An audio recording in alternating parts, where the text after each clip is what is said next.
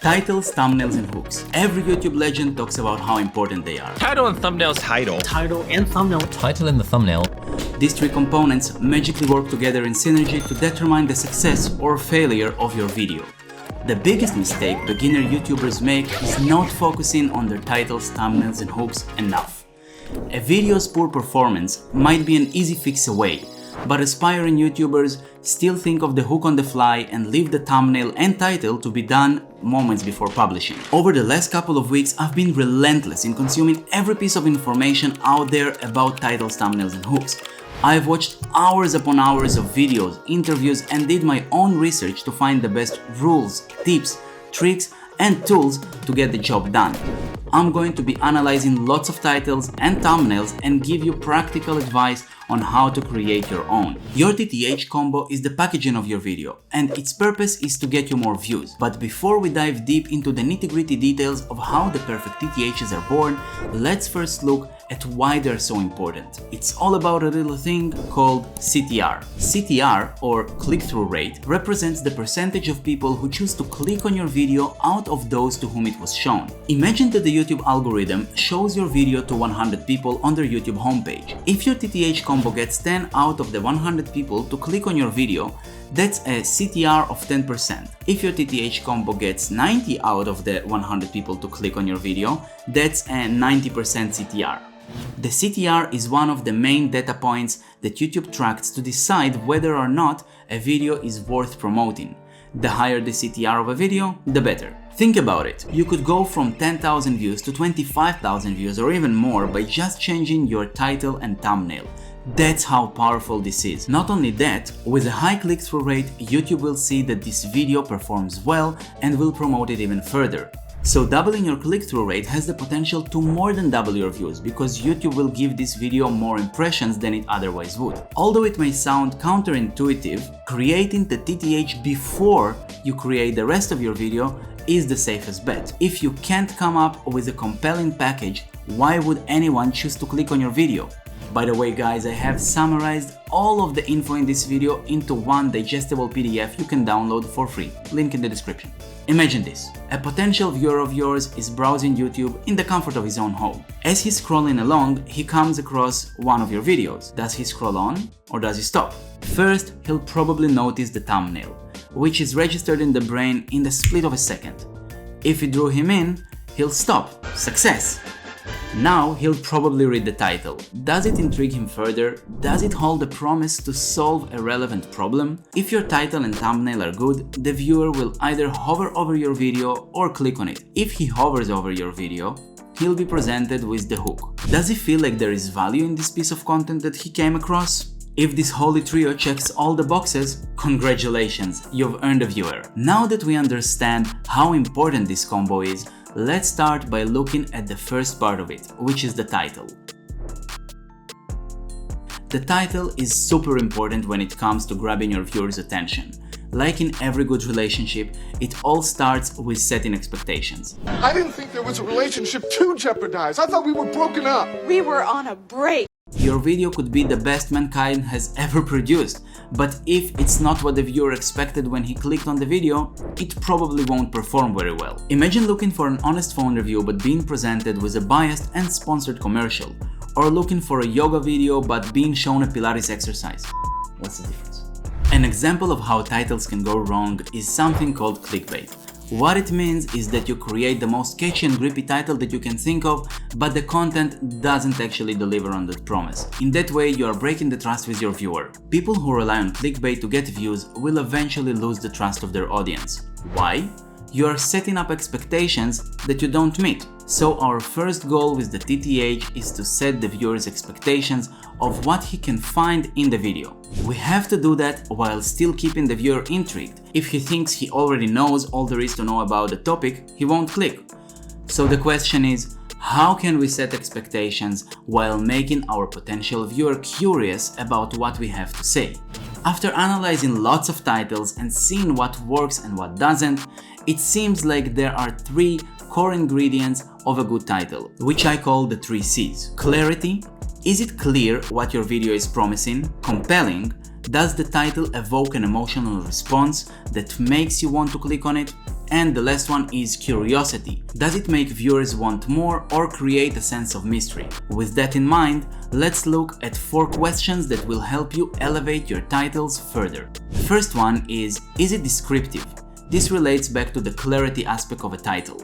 A descriptive title is one that explains exactly what is happening in the video. For example, Ryan's video used the descriptive title, "I survived the world's quietest room," which lets you know exactly what it's all about. A non-descriptive one would be something like, "You won't believe why I went crazy." This variation of the title doesn't tell you much about what is happening in the video. So you see how using a descriptive title allows the viewer to know what to expect. The next question is it searchable? This question is another one you can use to check the clarity of your title. You see, there are 2 options to come across videos. Either you get recommended one by YouTube or search for it directly. Usually, most views come from YouTube's recommendations.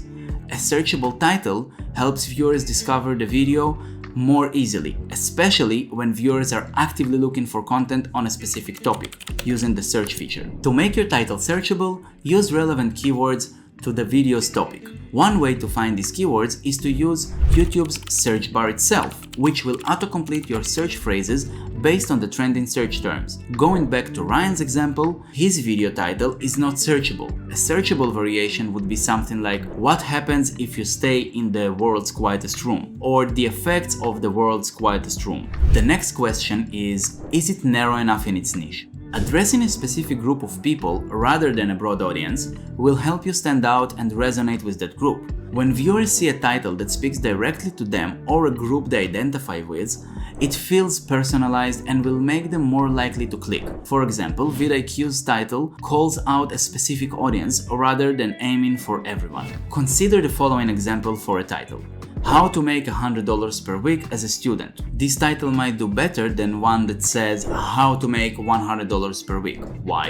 The first one addresses a specific group of people, which is students. Also, that specific group is precisely the group who might be thinking about making an extra buck. The next question that you have to ask yourself is how many characters does it have? A title longer than 52 characters will be cut off on various devices, so keep them short. Now you know how to write great titles, but even the best title won't cover for a shitty thumbnail. So let's see how to create a great one. With a thumbnail, we are supposed to capture a video's essence in a single image. I know, it sounds like an impossible task, but if you think of your thumbnail as a story, that becomes much more manageable. You want your thumbnails to work in synergy with the title to create intrigue. For instance, if the thumbnail shows discomfort in a quiet room and the title mentions a specific duration, viewers might be curious about what happens during the time. When creating thumbnails, ask yourself the following questions. The first one is my thumbnail easy to understand at a glance? Easy to understand thumbnails are visually simple. They don't use too many colors and have relatively few details. The purpose here is to make the viewer understand what he is looking at a split of a second, because while scrolling, that's all your thumbnail is gonna get. As you can see in Mr. Beast's example, the thumbnail is so simple it's ridiculous, but together with the title, they tell you everything that you need to know about the video. The complex thumbnail, on the other hand, is full of text, colors, and lacks clear hierarchy. So in order to understand what's going on there, you need to put in a lot of effort. Think about it. When your potential viewers are scrolling on YouTube, they have multiple things competing for their attention. So anything that requires more effort will likely get fewer eyeballs. The next question is, how does my thumbnail look compared to others in its niche? Is it unique? For example, most gaming channels use bright neon colors in their thumbnails. Consider coming up with your own style to stand apart from the crowd. The next question to ask yourself is, am I using colors well and does it stand out in different viewing modes? Contrasting and complementary colors can make a thumbnail stand out. Use a tool like Adobe's color wheel to find nicely matching colors with high contrast. Don't get too carried away though, because using too many colors becomes confusing. Also, don't forget to make sure that your thumbnail pops out on dark mode as well. Another question that you should be asking yourself is, do I want to include text in my thumbnail? Text can enhance a thumbnail if used correctly. It should provide additional context and not merely repeat the video's title. The text should be simple, clear, and not overwhelm the image. So stick to 5 words or less. Another question to ask yourself is my thumbnail consistent with the rest of my channel's design language? A consistent style of thumbnails across a channel can make it easily recognizable, making it easy for returning viewers to re-engage with your content. For example, Kurzgesagt uses a very distinctive illustration style throughout all of their videos. The next question on the list is, what is the format of the thumbnail?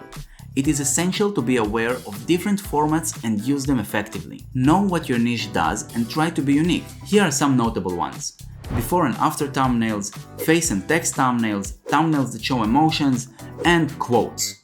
Now comes the last part, which is the hook.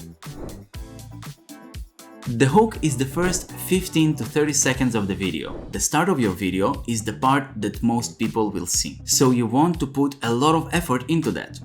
YouTube has an important metric called viewer retention, which represents the percentage of viewers viewing a specific moment of your video. Look at every retention graph out there and you'll see that the biggest drop-off is at the start.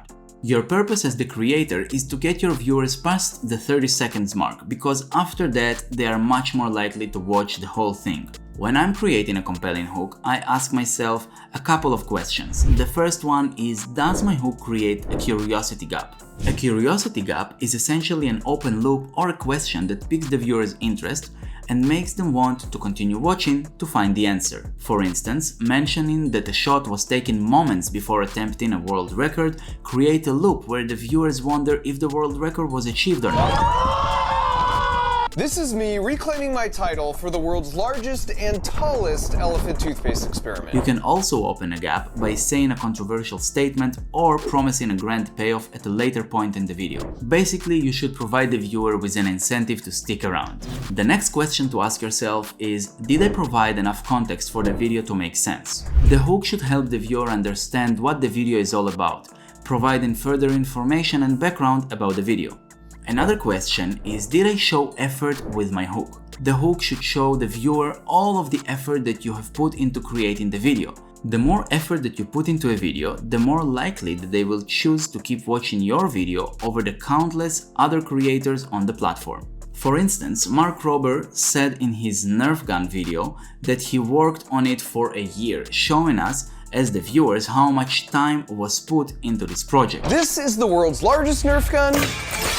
And for the past year, I've been making good use of my time by working on this, the world's smallest Nerf gun. The next question on our list is, does my hook make sense even without sound? The viewer is very likely to hover over the video before deciding if he's going to watch it or not. So using bold text and being extra visual with the use of graphics and footage will help the viewer know that he is in the right place. For example, Mr. Beast's video starts with showing a giant mansion and giant $100 million text behind it, making it clear what the video is about, even without hearing anything. With all of these guidelines and questions, you can see why coming up with a great TTH combo is rarely a matter of luck. So spend significant time coming up with lots and lots of options for each one. Don't be afraid to try new styles and new variations, and use YouTube's analytics to make better decisions. Don't forget that there is a nicely designed PDF that summarizes all of the points in this video that you can download for free. Link in the description below.